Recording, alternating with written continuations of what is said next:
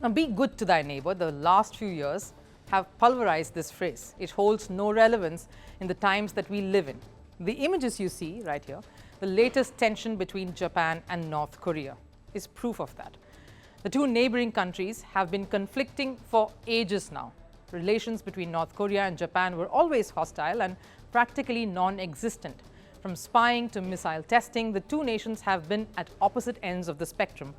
The same relationship spills onto, yes, sports, which is why we're talking about these two countries in particular.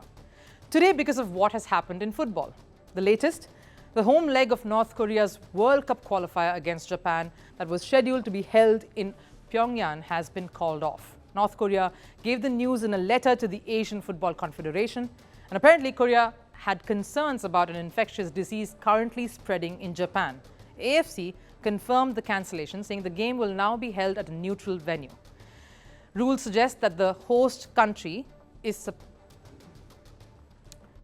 The decision, taken in consultation with FIFA and relevant stakeholders, comes after the AFC was formed on March 20th by the DPR Korea Football Association of the need to move the match to a neutral venue due to unavoidable circumstances.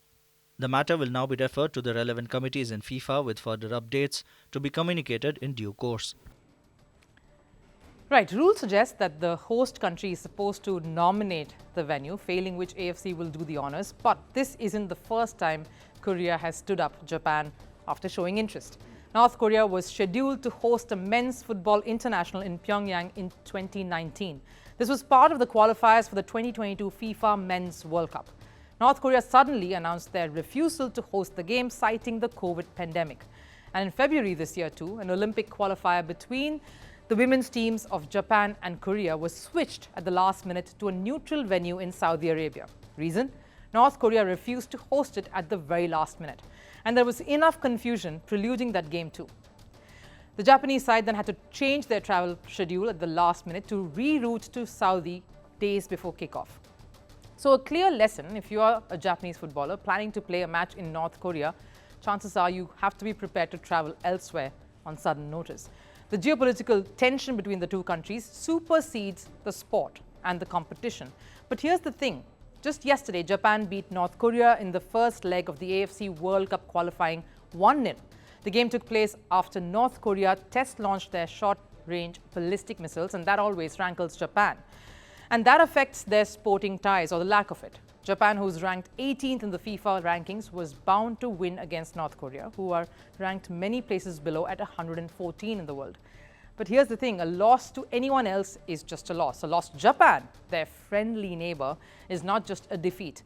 Reasons enough to also refuse hosting the second game and leave Japan in the lurch?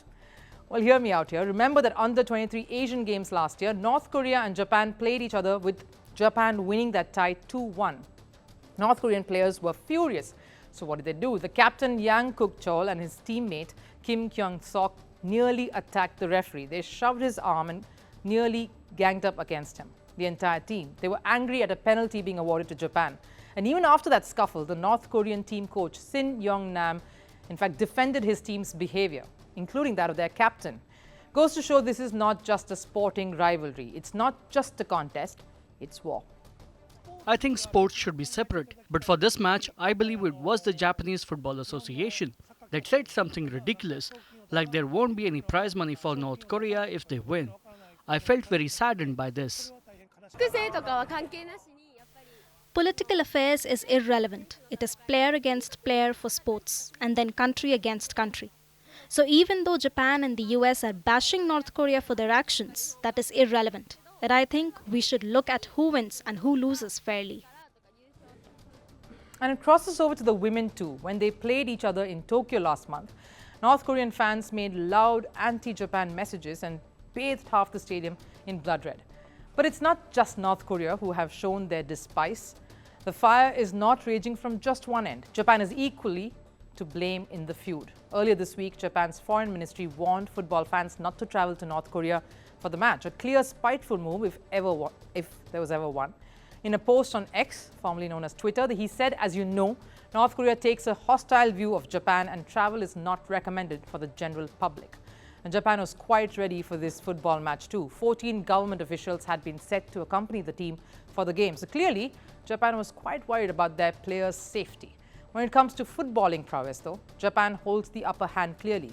The last time North Korea even qualified for the World Cup was way back in 2010. So when the country intervenes into their sporting functions by these seemingly knee-jerk reactions, all that it does is peg the teams back. In this case, their football squads. And maybe that is impeding their rise and growth as a sporting country.